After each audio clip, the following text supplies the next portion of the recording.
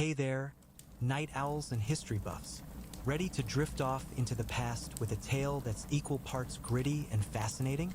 Tonight, we're stepping into the dusty, sandal-clad world of ancient Rome, but not the Rome of emperors and marble palaces. No, we're diving deep into the life of a Roman slave, circa 100 CE, where survival was the only ambition and every day was a test of endurance. This isn't the Hollywood epic with gladiators and chariot races. This is the raw, unfiltered reality of a life owned by another. So, settle into your cozy bed. Trust me, you'll appreciate it more by the end. And let's walk through a day in the life of a Roman slave. It's going to be a long, bumpy ride, but don't worry. This is boring history for sleep, designed to lull you into dreams of a world long gone. Imagine waking up at the crack of dawn in a cramped, airless room in the heart of Rome. You're not in a villa with frescoed walls or a cushy bed. You're a slave, and your bed is a thin straw mat on a dirt floor, maybe a corner of the stable if you're lucky. The air smells of sweat, smoke, and whatever's rotting in the alley outside. You're curled up under a threadbare wool cloak, the same one you've worn for months, stiff with grime and patched with whatever scraps you could find. No alarm clock here, just the distant crow of a rooster or the shouts of your overseer, a freedman named Gaius who's got a voice like a whip crack and a temper to match. You're awake, but your body protests. You're maybe 20 years old, but your back already aches from yesterday's labor, and your hands are calloused like old leather. You're not old, but you feel it because in the Roman world, a slave's life expectancy hovers around 30, and you're racing toward that finish line faster than a chariot at the Circus Maximus. Your sleeping quarters are shared with a dozen other slaves. Men, women, maybe a kid or two, all packed into a space barely big enough for a modern closet. The room is a cacophony of snores, coughs, and the occasional whimper from someone dreaming of freedom they'll never see. There's no privacy, no personal space. Your life belongs to your dominus, your master, a wealthy merchant named Lucius who owns a sprawling household in the Suburra, Rome's bustling, grimy working-class district. You're one of his 50 slaves, each assigned a role as precise as a cog in a water wheel. Some cook, some clean, some tend his vineyards outside the city. You're a laborer, tasked with whatever backbreaking work the day demands. Today, it's hauling goods from the Tiber River docks to Lucius' warehouse. But before you even think about work, you've got to survive the morning. First, you roll off your mat and stumble to your feet. The floor is cold, damp, and probably littered with crumbs from last night's meager meal. You don't have shoes unless your master's feeling generous, which Lucius rarely is. Your feet are toughened from years of walking barefoot over cobbles, but every step still stings when you hit a sharp stone or a puddle of something unidentifiable. You don't get to linger, though. Gaius is already barking orders, his whip coiled at his side as a reminder of what happens if you're slow. You've got maybe 10 minutes to prepare for the day, which means splashing your face with water from a communal bucket, if it's clean, which is never guaranteed. The water smells faintly of mildew, but you're used to it. You rinse your hands, maybe scrub at the dirt caked under your nails, but there's no soap for slaves. Hygiene is a luxury, and you're not here to be pampered. Your clothes are simple. A rough linen tunic, knee-length and belted with a bit of rope. It's the same one you've worn for weeks, stained with sweat and soot. If you're lucky, you get a cloak for colder days, but today's a sweltering summer morning, so you're stuck with just the tunic already sticking to your skin. You don't own anything else. No jewelry, no spare clothes, no sentimental trinkets. Everything you have is borrowed from your master's generosity, or lack thereof. Some slaves, the lucky ones who serve in the house, might get a better tunic or even a pair of sandals.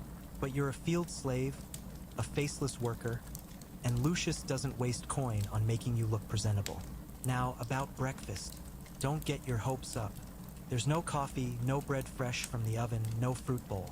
You're handed a chunk of coarse barley bread, maybe a day old, maybe older, hard as a brick and flecked with grit from the millstone. If you're lucky, there's a smear of olive oil or a few dried figs to go with it.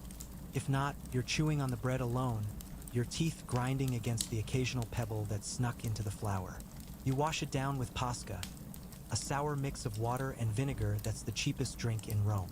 It's not refreshing, but it's safer than the Tiber's water, which is basically a stew of sewage and fish guts.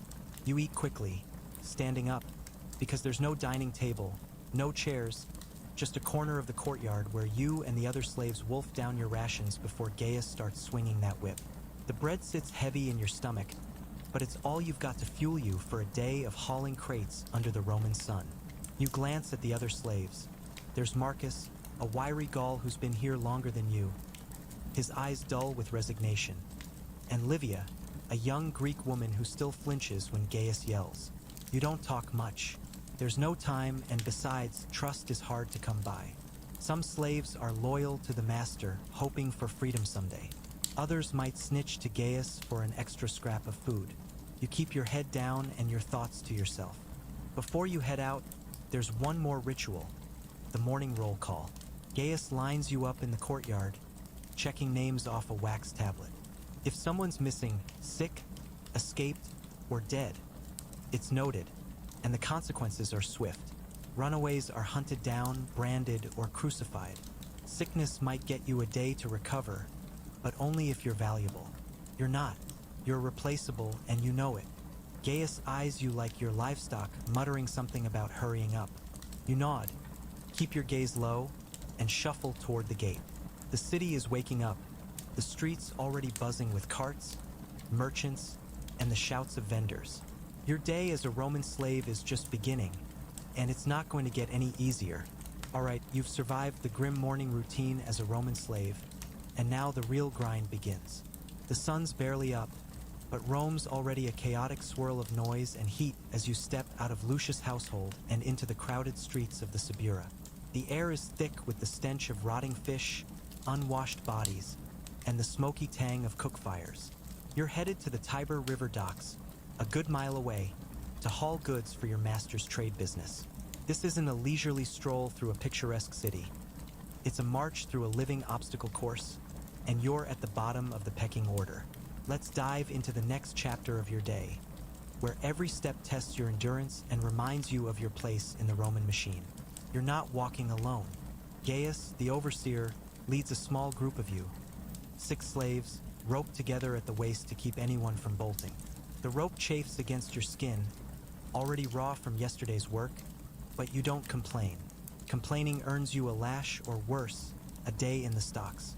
The streets are narrow, uneven, and slick with mud, waste, and whatever else the city's residents toss out their windows. You dodge a splash of slop from an upstairs tenement, someone's chamber pot, no doubt, and keep your eyes on the ground to avoid stepping on broken pottery or worse. Free citizens shove past you without a glance, their togas brushing against your filthy tunic. To them, you're invisible, just another tool in Rome's endless grind. The docks are a frenzy when you arrive. Ships from Egypt, Gaul, and Hispania line the Tiber, their crews shouting in a dozen languages as they unload grain, wine, olive oil, and exotic goods like silks or spices. Your job is simple but brutal. Carry crates from the ships to the warehouse, a half-mile trek each way, all day long. The crates are heavy, often loaded with amphorae of wine or oil, and the wooden slats dig into your shoulders. You're paired with Marcus, the Gaul, who's stronger than he looks but grumbles under his breath about the heat. You don't respond. Gaius is watching, and idle chatter means trouble. You hoist a crate, your arms straining, and start the march. The sun's climbing, and sweat stings your eyes, but there's no stopping. A slow pace means fewer loads, and fewer loads mean Gaius will report you to Lucius. A bad report could mean a beating, or worse, being sent to the mines where slaves don't last a year. The work is relentless. Each trip to the warehouse feels longer, the crates heavier. Your bare feet burn against the hot cobbles, and the rope tying you to Marcus chafes until it draws blood. You pass merchants haggling, sailors drinking, and wealthy patricians in litters carried by other slaves, their faces hidden behind curtains. You envy them, but only for a moment. Envy is a luxury you can't afford. By noon, you've made 10 trips, and your shoulders feel like they're on fire. Gaius allows a brief break, just long enough to gulp more pasca and gnaw on another chunk of barley bread.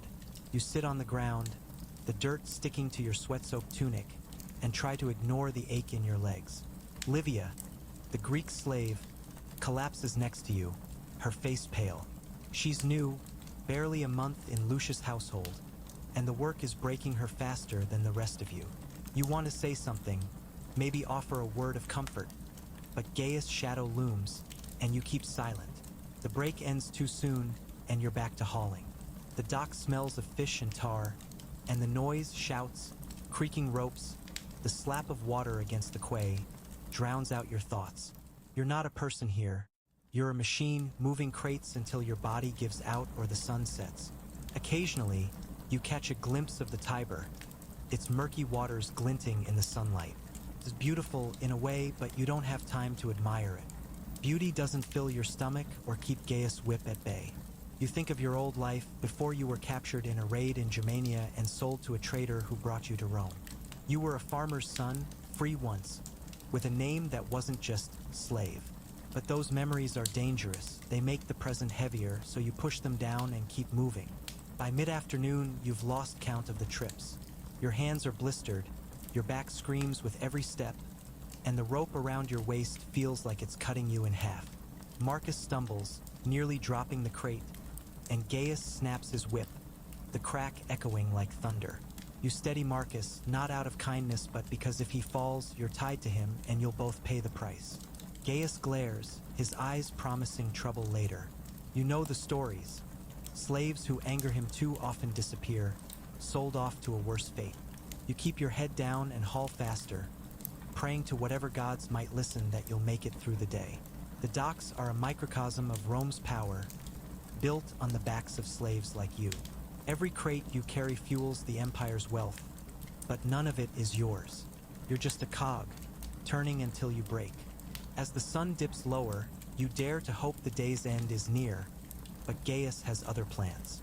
He points to a new ship, just docked, loaded with grain sacks. "Keep moving," he barks. Your heart sinks, but you obey.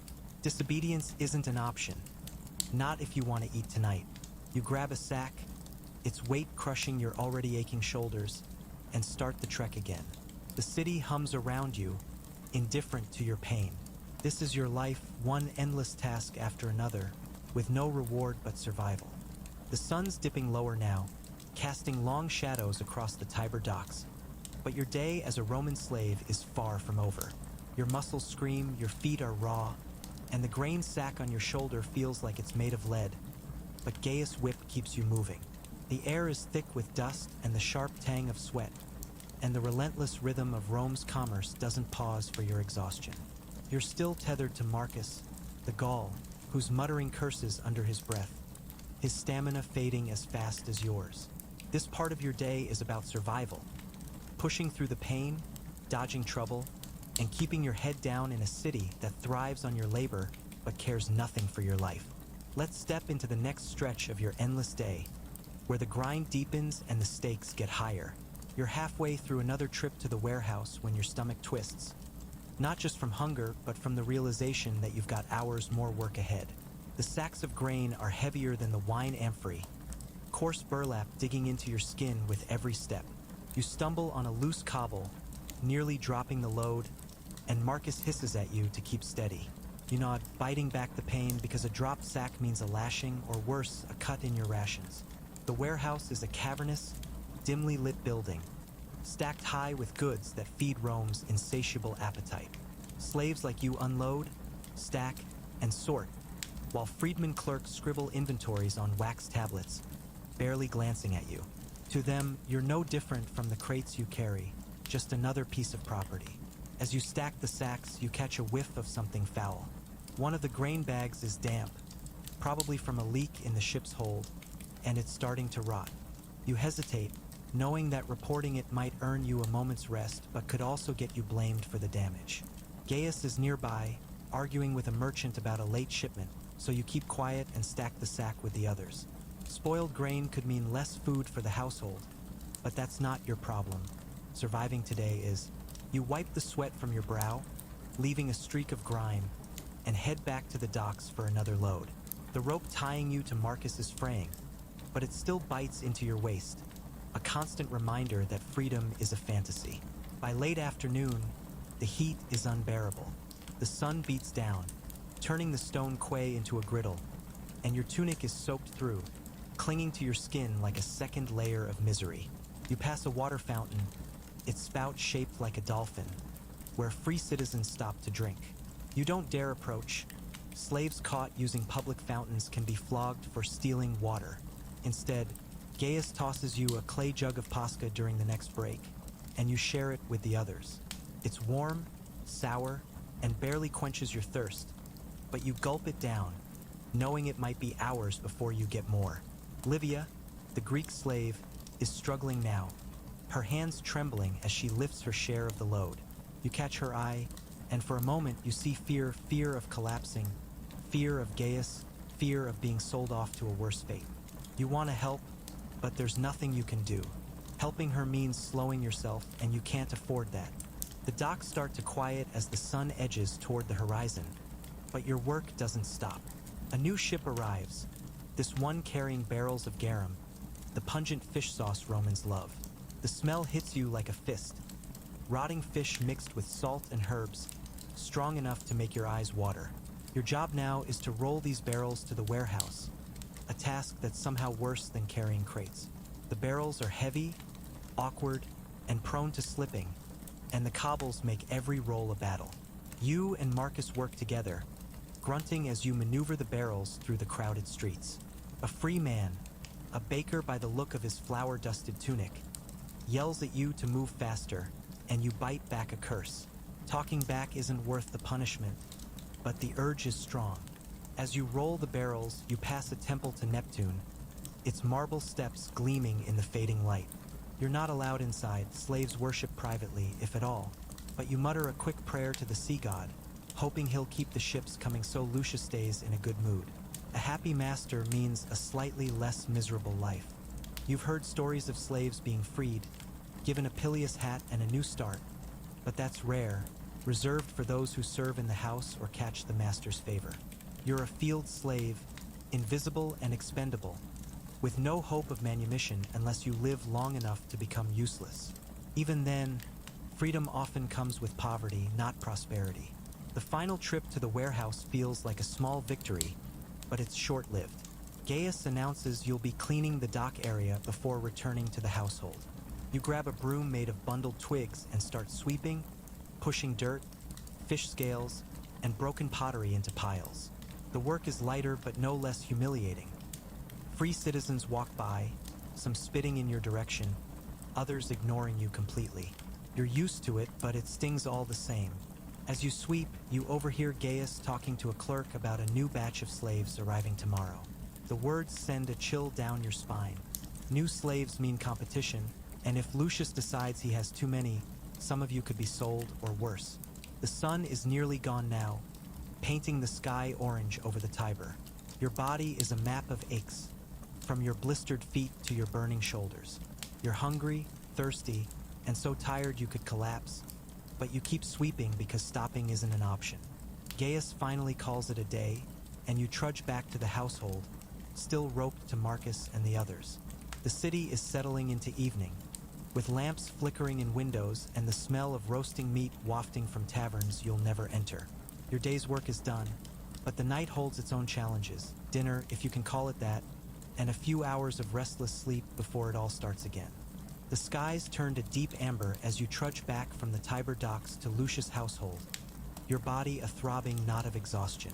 The rope tying you to Marcus and the other slaves feels heavier with every step, the coarse fibers rubbing your skin raw. Rome's streets are quieter now, but the Subura never truly sleeps. Tavern laughter, barking dogs, and the clatter of carts keep the city humming.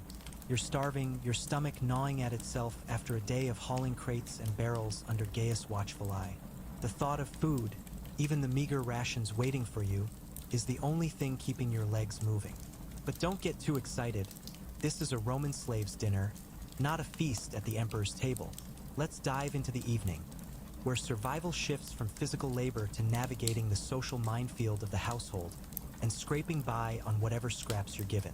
You shuffle through the gates of Lucius Domus, a sprawling complex of rooms and courtyards that feels like a different world from the gritty docks. The house slaves, those who serve meals, clean mosaics, or tend to Lucius' wife, Flavia, glance at you with a mix of pity and superiority. They're still slaves, but their work is lighter, their tunics cleaner, and their chances of freedom slightly better. You're a field slave, caked in sweat and dust, and the divide is palpable. Gaius unties the rope, barking orders to line up in the courtyard for inspection.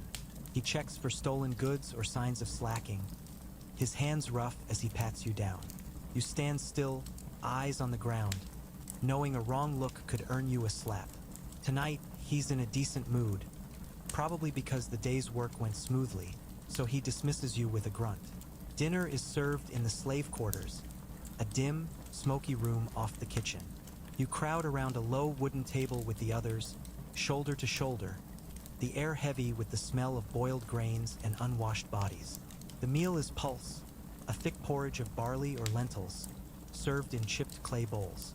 It's bland, gritty, and sometimes flecked with bits of husk or dirt, but you're too hungry to care. If Lucius is feeling generous, there might be a scrap of salted fish or a handful of wilted greens, but tonight it's just pulse and a cup of pasca. You scoop the porridge with your fingers, spoons are for the free, and eat quickly, knowing there's no second helping. Livia, still pale from the day's work, barely touches her bowl. You notice but say nothing. Weakness draws attention, and attention from Gaius is never good. The kitchen slaves, who get to eat the master's leftovers on good days, whisper about a banquet happening in the triclinium, the dining room where Lucius and his guests recline on cushioned couches. You can smell it from here: roasted pork, fresh bread, wine sweetened with honey. It's a cruel tease, but you've learned to ignore it. Slaves don't eat like that, not unless they're trusted enough to serve at the table, and even then, they only get scraps. You think of the garum barrels you rolled today, their stench still clinging to your hands. That sauce will flavor Lucius' feast, but for you, it's just another load that nearly broke your back. After dinner, there's no rest yet. You're assigned to clean the courtyard, sweeping away dust and animal droppings from the master's chickens. The work is lighter than hauling crates, but it's still work, and your body begs for rest. As you sweep, you overhear snippets of conversation from the house slaves. They talk of Flavia's new silk stola, a gift from a merchant in Alexandria, and Lucius' plans to buy more slaves for his rural estate. The news makes your stomach churn. More slaves could mean less work, or it could mean Lucius is planning to sell off the surplus. You've seen it happen. A slave deemed too slow or too sickly is carted off to the market, never seen again. The courtyard is lit by flickering oil lamps, casting shadows that dance across the walls. You finish sweeping and join the others in the slave quarters, where the air is stale and the straw mats are already claimed. You find your spot, the same corner you woke up in, and collapse onto the mat. Your tunic is still damp with sweat, but you don't have the energy to care. Around you, the others settle in, some whispering, others silent. Marcus is already snoring, his face etched with exhaustion even in sleep. Livia sits against the wall, staring at nothing, her bowl of pulse untouched. You wonder if she'll make it through another day, but you push the thought away. Worrying about others is a risk you can't afford. Before you can sleep, there's one more task. A quick prayer to the household gods, the Laras and Penates, whose small shrine sits in a corner of the courtyard. Slaves are allowed to pray, but it's a quiet affair, nothing like the grand rituals of the free. You kneel before the tiny stone figures, muttering thanks for surviving another day and begging for strength for tomorrow. You're not sure if the gods listen. Slaves aren't exactly their priority, but it's a habit, a small anchor in a life with no control. The air is cooler now, but the straw mat is lumpy, and the room smells of mildew and despair. You pull your cloak over you, trying to ignore the itch of fleas or the ache in your bones. As you drift towards sleep, the sounds of the household fade. The clink of dishes from the kitchen, the laughter of Lucius' guests, the distant bark of a dog. Your mind wanders to stories you've heard, whispers of rebellion or escape. There was Spartacus, decades ago, who led a slave revolt and nearly brought Rome to its knees. But those are legends, and you're no Spartacus. You're just a laborer, one of millions in this empire, your life worth less than a good horse. Sleep comes fitfully, broken by the groans of your fellow slaves and the weight of knowing tomorrow will be no different. You close your eyes, hoping for dreamless rest, because dreams of freedom only make waking up harder. You're drifting in that hazy space between wakefulness and sleep, your body sunk into the lumpy straw mat, when a sharp shout jolts you back. It's Gaius, his voice cutting through the slave quarters like a blade. The oil lamps have burned low, and the room is a flicker of shadows, but you can make out his silhouette in the doorway. Up, now, he barks. Your heart sinks. Nighttime calls aren't unusual, but they're never good, either an emergency task or a punishment. You scramble to your feet, your bones protesting, and join the others as they stumble into the courtyard. The air is cool, a sharp contrast to the day's heat, and the stars are bright above Rome's rooftops. This is the final stretch of your day as a Roman slave, where exhaustion meets unpredictability, and survival means staying sharp despite the fog of fatigue. Gaius is pacing, his whip coiled but ready. He's not alone. 2 house slaves stand nearby, their faces tense, and you catch the glint of a bronze lamp in one of their hands. The master's banquet ran long, Gaius snaps. The triclinium's a mess, and you lot are cleaning it before you sleep. A collective groan ripples through the group, too quiet for Gaius to hear. You glance at Marcus, whose jaw is tight, and Livia, who looks like she might collapse. Cleaning the dining room isn't as brutal as hauling crates, but it's meticulous work, and one mistake, a broken dish, a smudge on a mosaic, could mean a beating. You follow Gaius through the house, your bare feet slapping against the cold stone floor, past frescoed walls and bronze statues that gleam in the lamplight. The triclinium is chaos. The banquet guests are gone, but their presence lingers in the spilled wine pooling on the floor, the gnawed bones of pork and fish scattered across tables, and the sticky smears of honey and garum on the cushions. The air smells of roasted meat and sour wine, a cruel reminder of the feast you'll never taste. Gaius splits you into tasks. You're on floor duty, scrubbing the mosaic tiles with a rag and a bucket of water so murky it's more mud than liquid. Marcus is assigned to gather the dishes, while Livia and the others clear the tables and shake out the cushions. You kneel, the tiles cold against your knees, and start scrubbing, the rag rough against your blistered hands.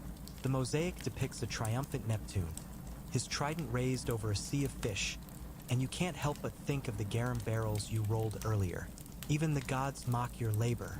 The work is slow, each tile demanding attention to avoid Gaius' wrath. You steal glances at the others. Marcus moves mechanically, stacking plates with a clatter, while Livia sways, her movements sluggish. You're worried she'll drop something, but you can't help her. Not with Gaius circling like a vulture. The house slaves hover at the edges, whispering instructions, their cleaner tunics a stark contrast to your filthy one. They're no kinder than Gaius, quick to point out a missed spot or a smudged cup, eager to prove their loyalty to Lucius. You scrub harder, ignoring the ache in your shoulders, the hunger clawing at your gut, the exhaustion pulling at your eyelids. A single mistake could cost you tomorrow's rations, and you're already running on fumes. Halfway through, disaster strikes. Livia, carrying an armful of cushions, trips over a stray goblet and crashes to the floor. The cushions land in a puddle of wine, and the goblet, a delicate glass piece etched with vines, shatters. The sound is like a thunderclap in the quiet room. Gaius is on her in an instant, his whip uncoiled, his face twisted with rage. "Useless!" he roars, and the lash cracks against her back. Livia cries out, curling into herself, and you freeze, your rag dripping onto the mosaic. You want to look away, but you don't. Averting your eyes could make you a target. The other slaves keep working, heads down, as Gaius delivers another lash. Then another. Livia's sobs echo, but no one moves to help. You clench your jaw, hating the helplessness, hating the system that makes you complicit. Gaius finally stops, panting, and orders Livia to the corner to think about her clumsiness. She limps away, leaving a trail of tears and wine. The rest of the cleaning passes in tense silence. You finish the mosaic, the tiles gleaming under the lamplight, and help Marcus carry the last of the dishes to the kitchen. The house slaves inspect your work, nodding grudgingly before dismissing you. Gaius leads you back to the slave quarters, his mood soured by Livia's mistake. You're lucky he doesn't single you out, but you know tomorrow could be different. The straw mats are waiting, and you collapse onto yours, the room darker now, the air heavier with the weight of Livia's punishment. She's curled up in a corner, silent, her breathing uneven. Marcus mutters something about keeping your head down, but you don't respond. There's nothing to say. You pull your cloak over you, the fleas already biting, and try to shut out the day. Your body is a map of pain, blisters, bruises, the raw patch where the rope chafed your waist. Your mind replays the moment Livia fell, the crack of the whip, the indifference of the house slaves. You think of your old life in Germania, the smell of pine and the sound of your mother's voice, but it's like a story told by someone else. That boy is gone, replaced by this shadow of a man, owned by Lucius, bound by Rome. You pray again to the Laras, a whisper in the dark, asking for nothing more than another day of survival. The gods don't answer, but the act steadies you. Sleep creeps in, slow and uneven, broken by the snores of Marcus, the whimpers of Livia, the distant creak of the house settling. You dream, despite your hopes, of a field under a wide sky, but it's fleeting.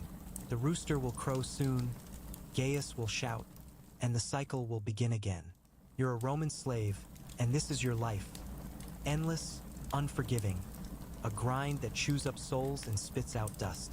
As your breathing slows, the world fades, and for a few hours, you're free in the only way you can be, in the oblivion of sleep.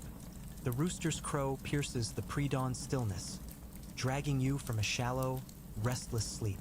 You're Titus, a 20-year-old slave, and your body feels like it's been trampled by oxen after yesterday's marathon at the docks. The straw mat beneath you is damp with sweat, the air in the slave quarters thick with the musty stench of too many bodies crammed together. Your cloak, thin and flea-ridden, offers little comfort, and the ache in your shoulders reminds you of the crates, barrels, and broom you wrestled with until midnight.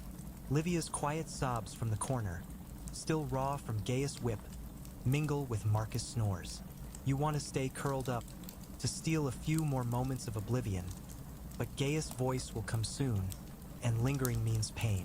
Another day in Rome begins, and as a slave, you have no choice but to meet it.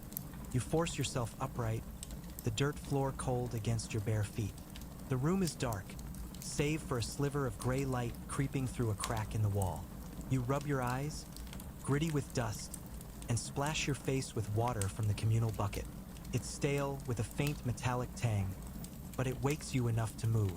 Your tunic, the same stained linen you've worn for weeks, sticks to your skin, and the rope burns on your waist sting as you shift. No time to dwell. Gaius is already at the door, his whip coiled, his voice a low growl. Move, you lazy dogs. You shuffle into the courtyard with the others, the cool morning air a brief relief before the sun turns Rome into an oven. Breakfast is the usual. A fist-sized chunk of barley bread, hard as stone, and a cup of pasca, the sour vinegar water mix that's your lifeline. You chew quickly, the bread scraping your gums, and glance at Livia.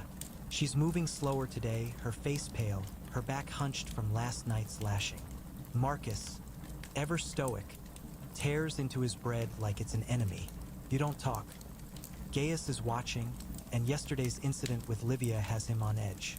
The roll call comes next, names scratched onto Gaius' wax tablet. Everyone's present, but the rumor of new slaves arriving today hangs heavy. New faces could mean less work, or they could mean someone's getting sold. You keep your head down, hoping it's not you. Today's task is different but no less brutal. You're headed to Lucius' warehouse to sort and inventory goods, then load carts for delivery to his clients across the city. Gaius leads you and 5 others, Marcus, Livia, and 3 more, through the waking streets of the Subura. The city smells of fresh bread from bakeries and the acrid bite of smoke from early fires. You're roped together again, the coarse fibers biting into yesterday's wounds, and you dodge the usual hazards. Mud, broken pottery, and the occasional splash of slop from a window. Free citizens push past, their sandals clicking on cobbles, while you're just a shadow in their world. The warehouse is a maze of crates, amphorae, and sacks, lit by flickering oil lamps that cast eerie shadows. Your job is to check the inventory, grain, wine, olive oil, and bolts of rough cloth against a clerk's list, then pack the carts. It sounds simple, but the work is precise and mistakes are costly. You're paired with Marcus, who's better at this than you, his hands steady as he counts sacks. You struggle to keep up, your fingers clumsy from exhaustion, your eyes straining in the dim light. The clerk, a freedman named Titus, hovers nearby, his stylus poised to note any errors. He's not as cruel as Gaius, but he's quick to report to Lucius, and a bad report could land you in the mines. The air in the warehouse is stifling, thick with dust that clogs your throat. You lift sacks, stack amphorae, and roll barrels, each task reigniting the pain in your back and shoulders. Livia, assigned to tally cloth bolts, is faltering, her hands shaking as she tries to keep count. You catch her eye, but there's no time to help. Quintus is watching, and Gaius is outside, ready to pounce. A barrel slips in your grip, nearly crushing your foot, and Marcus curses under his breath, steadying it. Focus, he mutters, and you nod, wiping sweat from your brow. The work drags on, the pile of goods seemingly endless, and the weight of the day settles into your bones.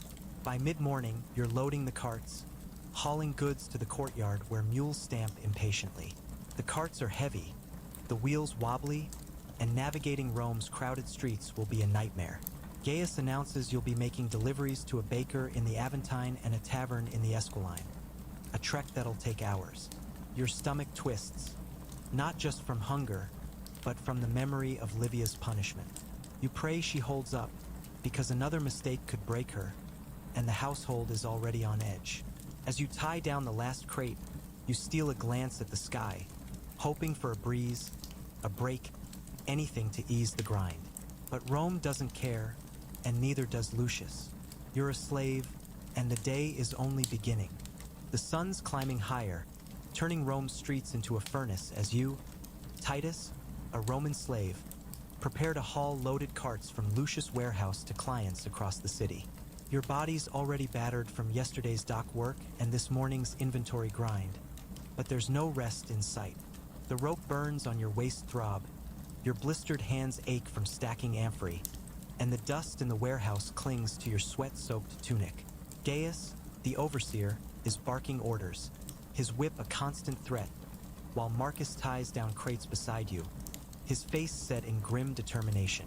Livia, still shaken from last night's lashing, struggles to keep pace, her every move watched by the clerk, Quintus. You're about to embark on a grueling trek through Rome's chaotic streets, where every step tests your endurance and every mistake could cost you dearly.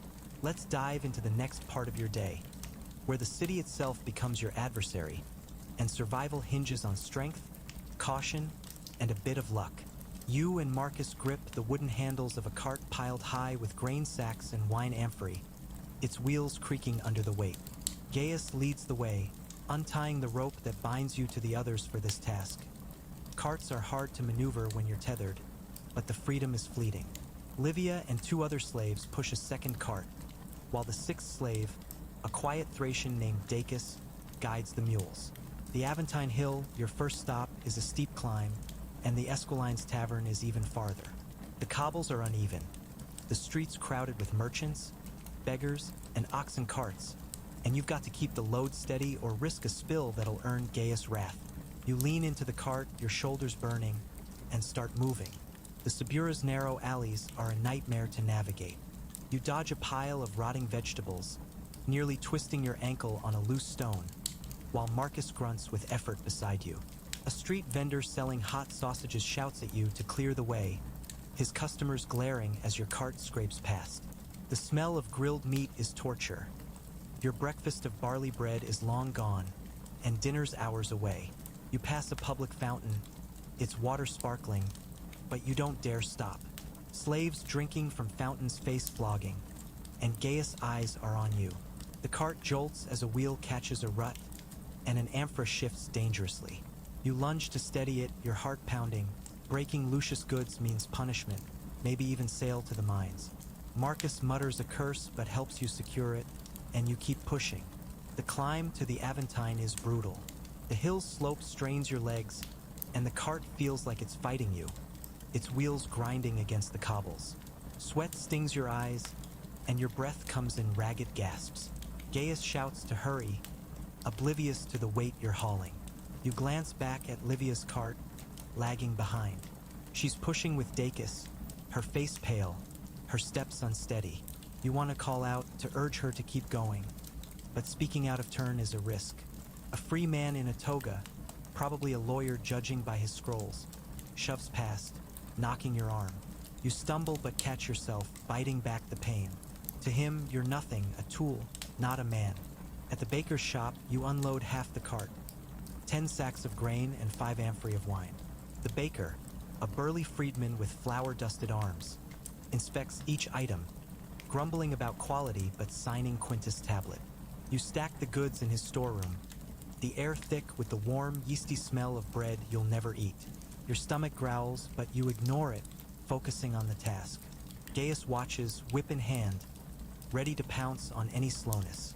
Livia's cart arrives late, and Gaius snaps at her, his voice sharp. She flinches, and you see the fear in her eyes. You want to help, but you're carrying a sack, and stopping would draw attention.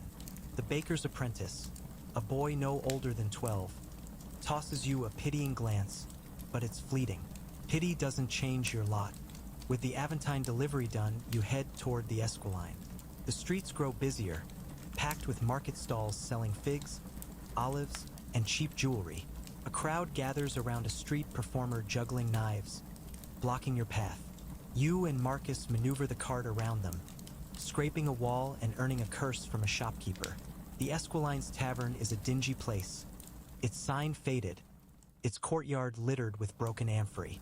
You unload the remaining goods, cloth bolts and more wine, while the tavern keeper, a wiry man with a limp, haggles with Quintus over prices.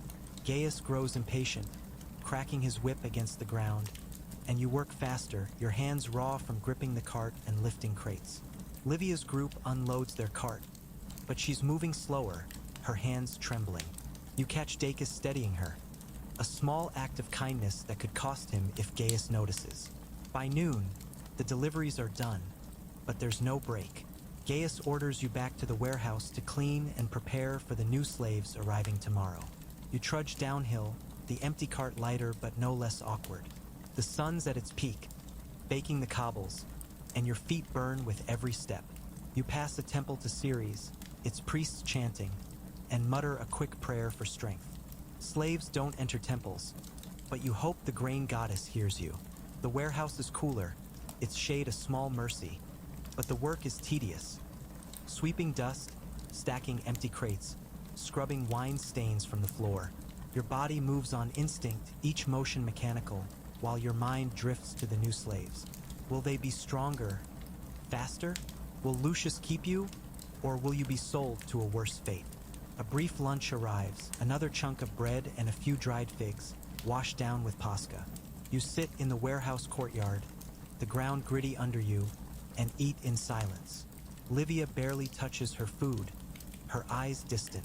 Marcus nudges her, whispering something you can't hear, and she nods faintly. Gaius is distracted, talking to Quintus, so you risk a glance at the sky.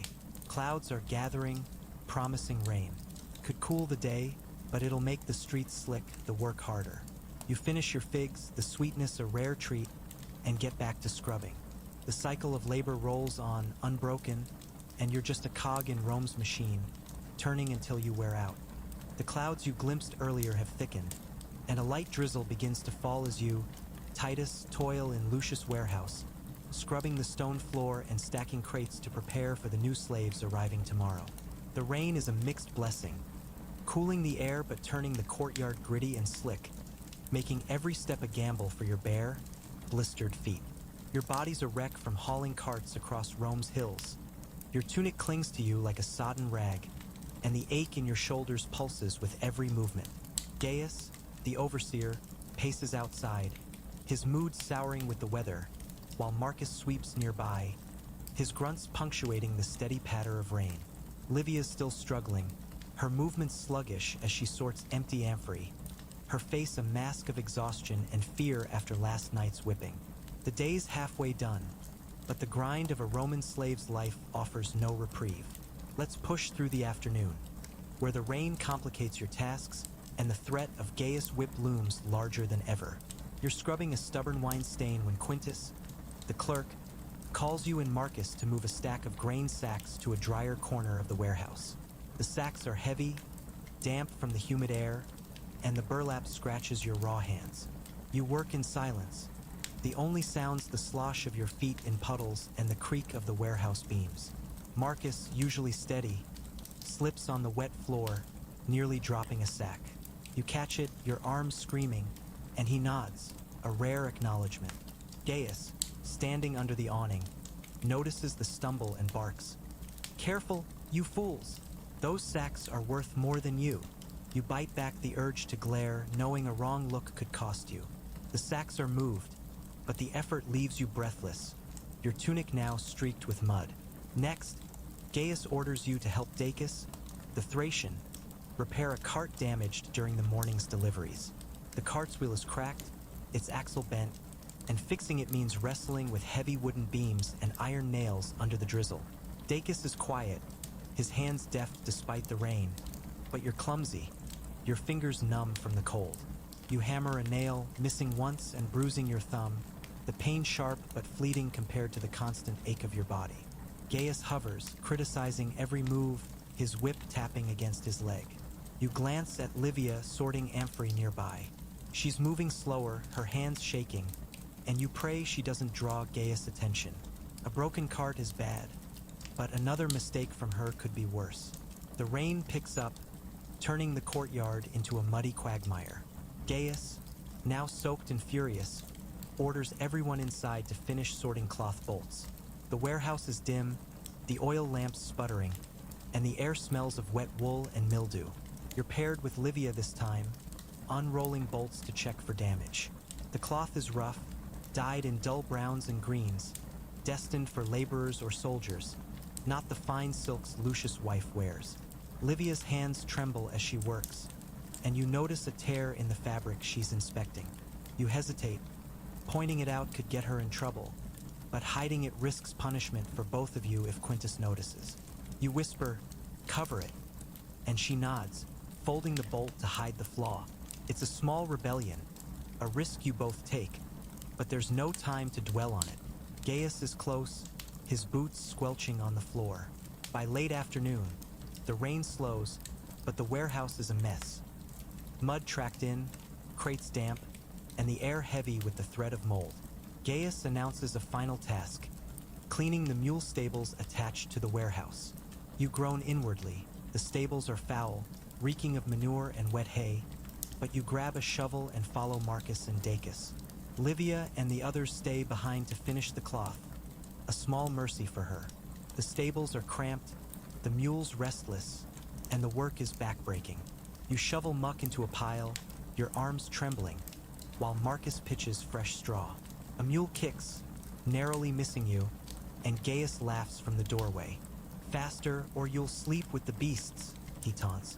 You grit your teeth and keep working, the stench burning your nose.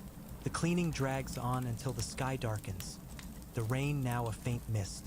Gaius finally calls it quits, but not before inspecting the stables with a scowl. He finds a mist pile of manure and singles you out, his whip cracking against the ground inches from your feet. "Next time, it's your back," he snarls. You nod, eyes down, your heart pounding.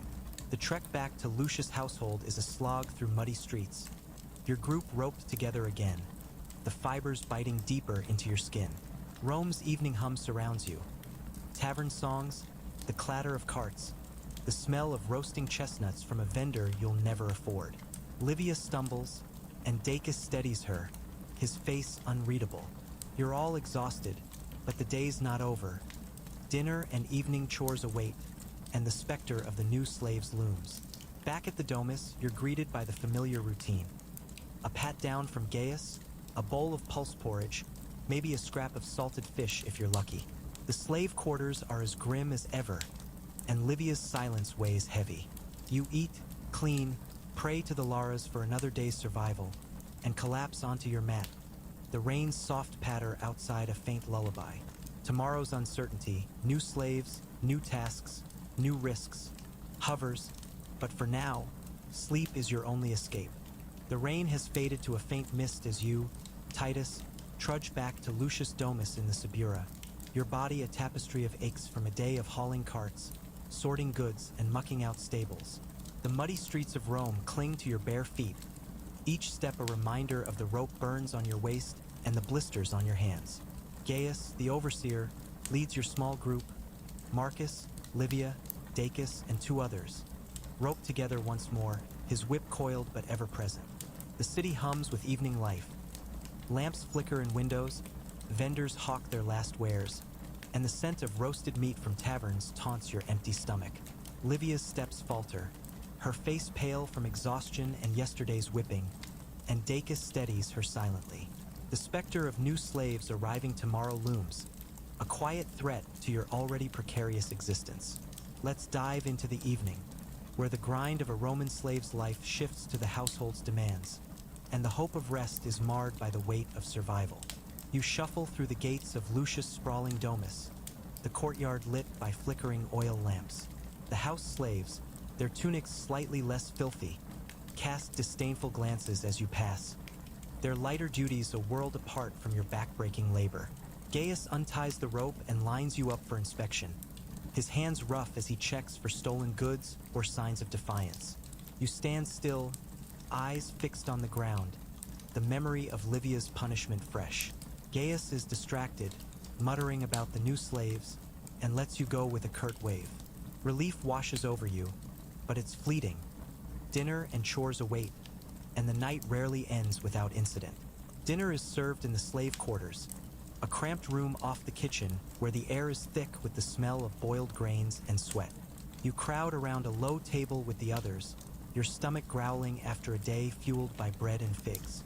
The meal is pulse again, a lumpy porridge of lentils, served in cracked clay bowls. Tonight, there's a small mercy, a few slivers of salted fish, their briny tang a rare treat. You scoop the pulse with your fingers, the grit of the lentils catching in your teeth, and gulp down a cup of pasca, its sourness cutting through the dust in your throat. Livia sits across from you, barely eating, her hands trembling as she holds her bowl. Marcus, beside her, nudges her to eat, his voice low. "You'll need it," he mutters. She nods but doesn't move. You want to say something, but Gaius is nearby, and silence is safer. The kitchen slaves, who sometimes sneak scraps from Lucius' table, whisper about the master's plans. You catch fragments. A new shipment of spices, a trip to the rural estate, and the new slaves, 3 men from Dacia, bought cheap after a rebellion. The news tightens your chest. New slaves could ease the workload, but they could also replace you, especially if they're stronger or younger. You've seen it before, a slave deemed surplus carted off to the market or worse. You push the thought down, focusing on the fish, its saltiness a brief distraction from the fear. After dinner, Gaius assigns evening chores. You're sent to the storeroom to organize amphorae left from a recent delivery, a task that's tedious but less grueling than the stables. The storeroom is cool, its stone walls lined with clay jars of oil and wine, their labels scratched in Greek and Latin. You stack them carefully, your arms trembling from the day's labor, while Marcus works beside you, his movements precise despite his fatigue. The lamps cast long shadows, and the quiet is broken only by the clink of clay and the distant laughter from Lucius' triclinium, where another banquet is underway. The smell of roasted lamb drifts in, a cruel reminder of the gulf between your world and theirs. Livia's assigned to sweep the courtyard, and you catch glimpses of her through the storeroom door, her broom moving slowly, her back hunched. Dacus is with her, hauling water buckets, his face unreadable. You worry about her. She's fading fast, and another mistake could break her. The memory of her fall last night, the crack of Gaius' whip, lingers like a bruise. You stack an amphora, its weight reigniting the pain in your shoulders, and mutter a prayer to the Laras for her strength. Slaves don't have much, but hope, however faint, is free. The storeroom work drags on, and a house slave, a sharp-eyed woman named Chloe, inspects your progress. She's stricter than Gaius in her own way, quick to point out a misaligned jar or a smudge on the floor. Lucius expects order, she snaps, her cleaner tunic a badge of her status. You nod, adjusting a jar, and keep working. Chloe's loyalty to Lucius is a reminder of the hierarchy among slaves. Some curry favor, hoping for freedom, while you're just a laborer, invisible until you err.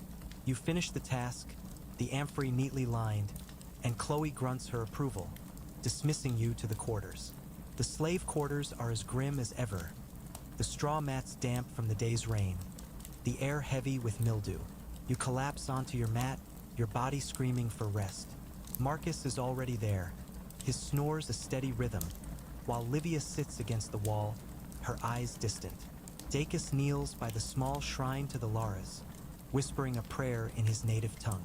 You join him, your own prayer a quiet plea for survival, for Livia, for a day without Gaius' whip.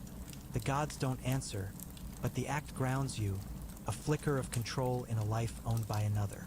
As you pull your cloak over you, the fleas biting, you hear the banquet's laughter fade, replaced by the soft creak of the house settling.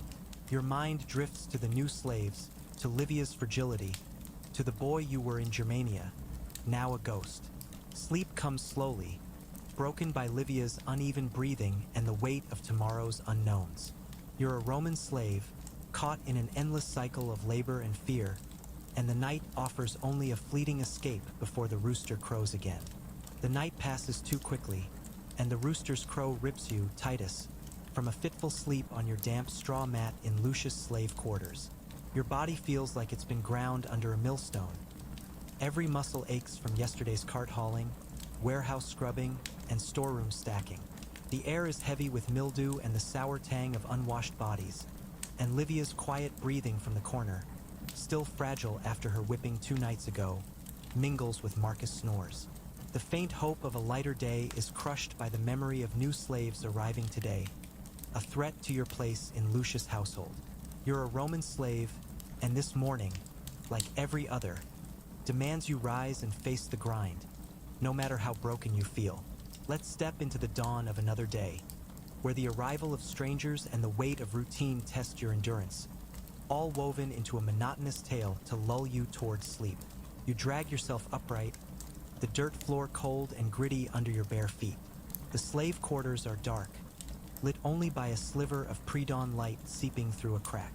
You splash your face with water from the communal bucket, its stale chill barely rousing you, and adjust your filthy tunic, stiff with mud and sweat from yesterday's rain.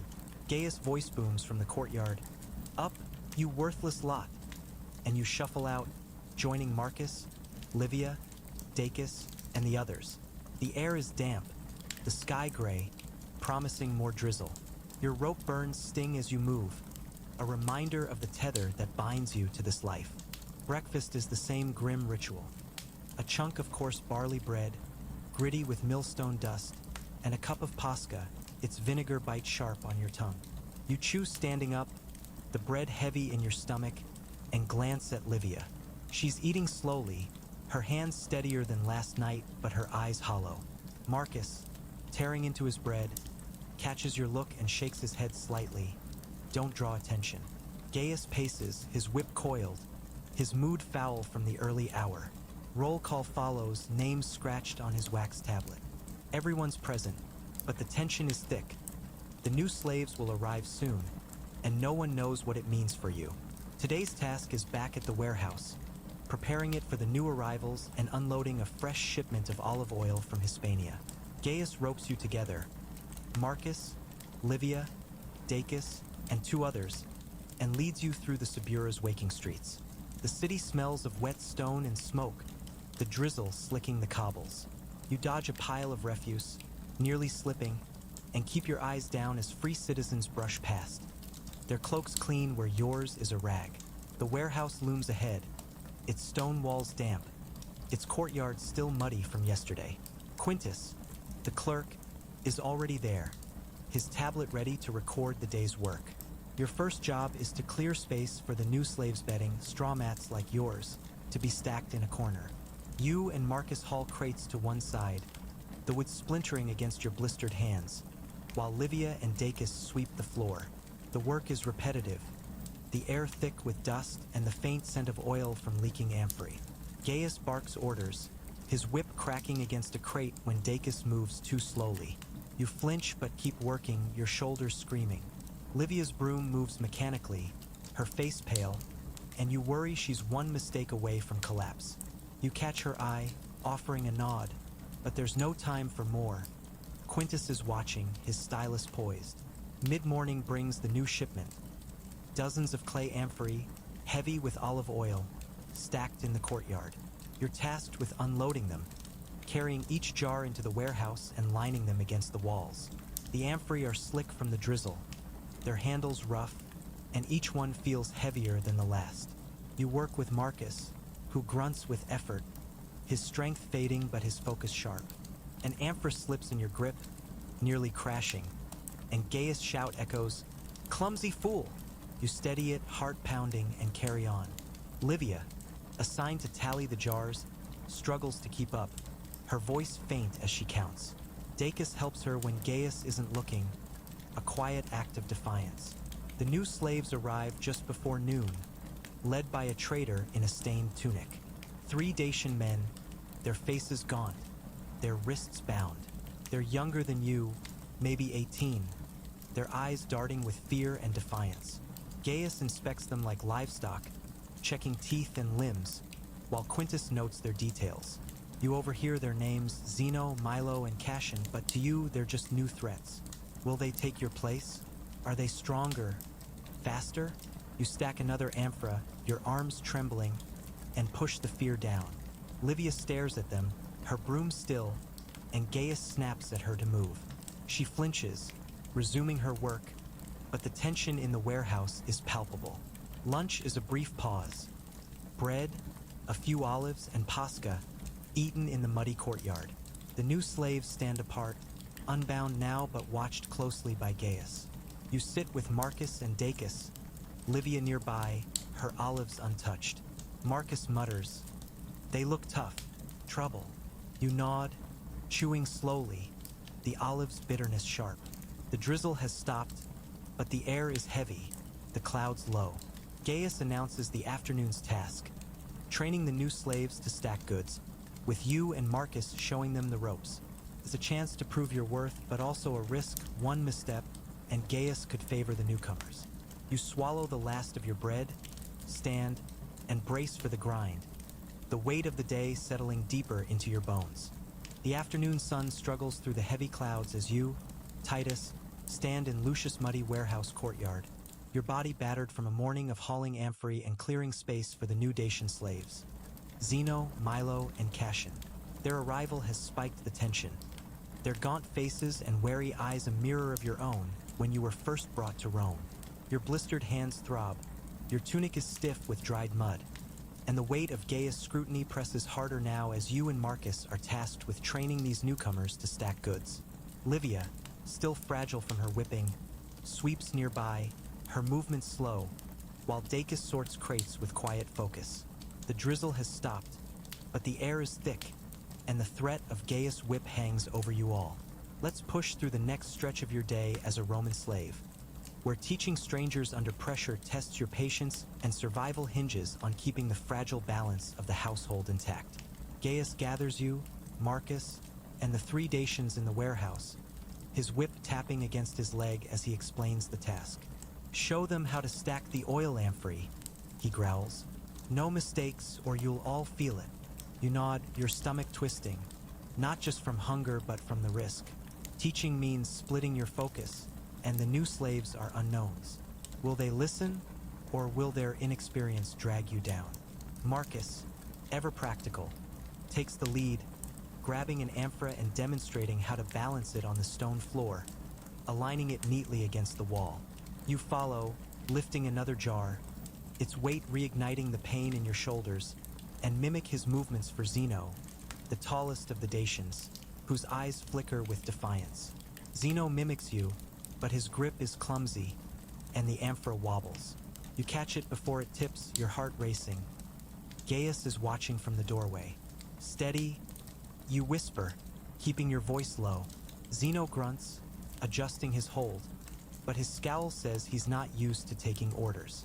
Milo and Cashin, paired with Marcus, fare better, their smaller frames surprisingly strong as they stack jars with careful precision. You glance at Livia, sweeping dust in the corner, her broom barely moving. She's avoiding Gaius' notice, but her exhaustion is obvious. Dacus, stacking crates nearby, keeps an eye on her, his silence a shield. The work is slow, the Dacian's learning through trial and error. Zeno's stubbornness grates. He tries to stack too quickly, nearly toppling a row of amphorae. You grab his arm, stopping him, and he pulls back, his eyes flashing. Easy, Marcus snaps, stepping between you. Gaius notices, striding over, his whip uncoiled. What's this? He barks. You freeze, expecting the lash, but Marcus speaks up, voice calm. He's learning, Overseer. We'll get it right. Gaius glares, then grunts, turning away. You exhale, grateful for Marcus' quick thinking. But Zeno's defiance is a problem. New slaves often test boundaries, but it's you and Marcus who'll pay for his mistakes. The stacking continues, the warehouse filling with the clink of clay and the shuffle of feet. Quintus, the clerk, circles with his tablet, noting every jar, his stylus scratching louder than it should. You show Zeno how to check for cracks in the amphorae, your hand steady despite the blisters, hoping he'll catch on. Milo and Cashin pick up the rhythm, their movements smoother, but Zeno lags, his pride slowing him down. You're tempted to snap at him, but a glance at Gaius' whip keeps you silent. Livia's broom falters, and she leans against the wall for a moment, unnoticed by Gaius but not by Quintus, who frowns. You pray she holds on. Another incident could finish her. By late afternoon, the amphorae are stacked, the rows uneven but intact. Gaius inspects, his scowl deepening as he spots Zeno's sloppy work. "This is your doing?" he demands, pointing at you. You swallow, ready to take the blame, but Marcus steps in again. "We're training them, Overseer. It'll improve." Gaius snorts, but lets it go, ordering you to clean the courtyard before returning to the domus. You grab a broom, your arms leaden, and join the others in sweeping mud and straw. Zeno works beside you, silent now, his earlier defiance muted by Gaius' threat. Milo and Cashin follow Marcus' lead, their brooms moving quickly, eager to prove themselves. The courtyard cleaning is tedious, the mud clinging to your broom, your feet sinking into the mire. Livia sweeps nearby, her movements mechanical, her face pale. Dacus, hauling water to rinse the stones, pauses to steady her when she stumbles. Gaius doesn't see, but Quintus does, his eyes narrowing. You want to warn Dacus, but there's no chance. The new slaves work hard, their strength a reminder of your own fading energy. Zeno's broom moves slowly, his jaw tight, and you wonder if he's plotting something. Escape, rebellion, or just survival. You've heard whispers of slaves running, but the punishment for failure is crucifixion, and Rome's reach is long. As the sun dips, Gaius calls an end to the task, the courtyard passably clean. The trek back to the domus is a familiar slog, roped together, the streets now bustling with evening crowds. The new slaves walk behind you, their steps heavy, their whispers in Dacian too quiet to catch. Livia lags, Dacus at her side, and Marcus mutters to you, "Trouble's coming. Watch yourself." You nod, the weight of his words sinking in. Dinner awaits, pulse, maybe a scrap of fish, and then chores, prayers, and the collapse onto your mat. The new slaves change everything, their presence a spark in a house already tense with fear and fatigue. Sleep will come, but not easily, not with tomorrow's uncertainties clawing at your mind.